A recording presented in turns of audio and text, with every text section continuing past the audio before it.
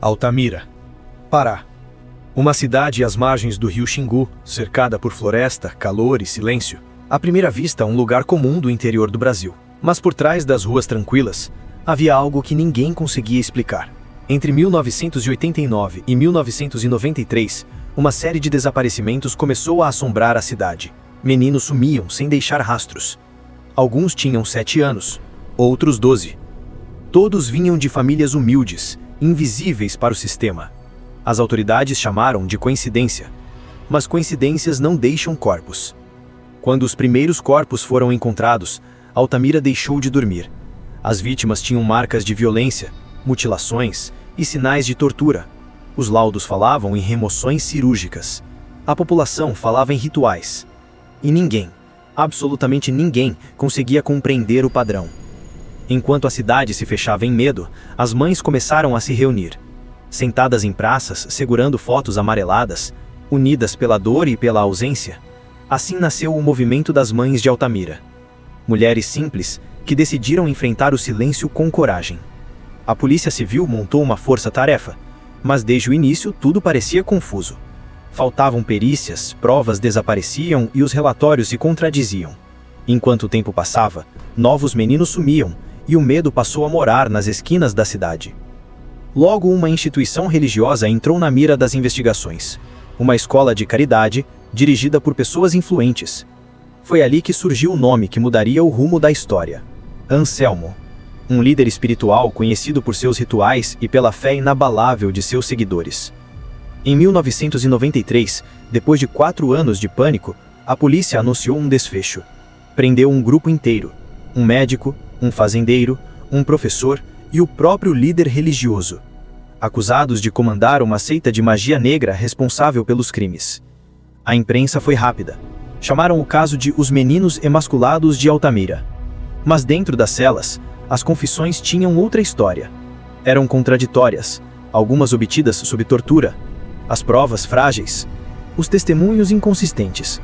O que parecia o fim era apenas mais uma camada de confusão. Nos anos seguintes, o caso se arrastou nos tribunais. Alguns acusados foram libertos. Outros morreram antes de serem julgados. E Altamira foi silenciada, sem respostas, sem justiça, sem paz. Até que uma nova história começou a emergir.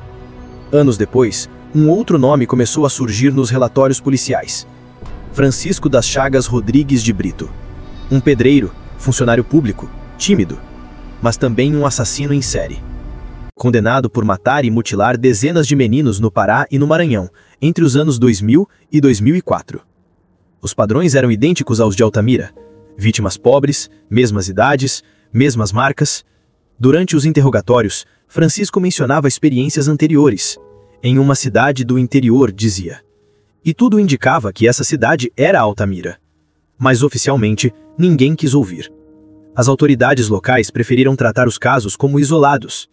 A coincidência era grande demais para ser ignorada. Mas no Brasil, coincidências costumam ser mais convenientes do que verdades. Na psicologia criminal, chamam isso de assinatura, o traço invisível que um assassino deixa, mesmo quando tenta mudar. Em Altamira, a assinatura estava aí o tempo todo. Só que ninguém quis ler. Décadas depois, jornalistas e pesquisadores voltaram à cidade. As mães ainda estavam lá, com as mesmas pastas, as mesmas fotos e a mesma pergunta. Quem matou seus filhos? Uma delas disse: eles mataram nossos filhos 2 vezes. Primeiro no corpo, depois no esquecimento. Hoje Altamira tenta seguir em frente. As ruas foram asfaltadas, o comércio cresceu, mas a cidade nunca mais foi a mesma. Nos becos, nas escolas, nas igrejas, os nomes das vítimas ainda ecoam. Retratos amarelados ainda estão guardados em caixas de sapato, escondidos em armários antigos. E às vezes à noite, alguém ainda sonha com os sons das sirenes que nunca trouxeram respostas. Altamira é uma cidade que sobreviveu ao silêncio. Um silêncio que não é paz, mas esquecimento. Porque o verdadeiro horror dessa história não está apenas nos crimes, está no que o sistema decidiu apagar. Os meninos de Altamira não voltaram, mas suas histórias sim. E talvez, ao escutar essas vozes esquecidas, o Brasil possa finalmente entender o que significa encarar o próprio abismo. Porque toda cidade guarda seus segredos. E alguns nunca se apagam.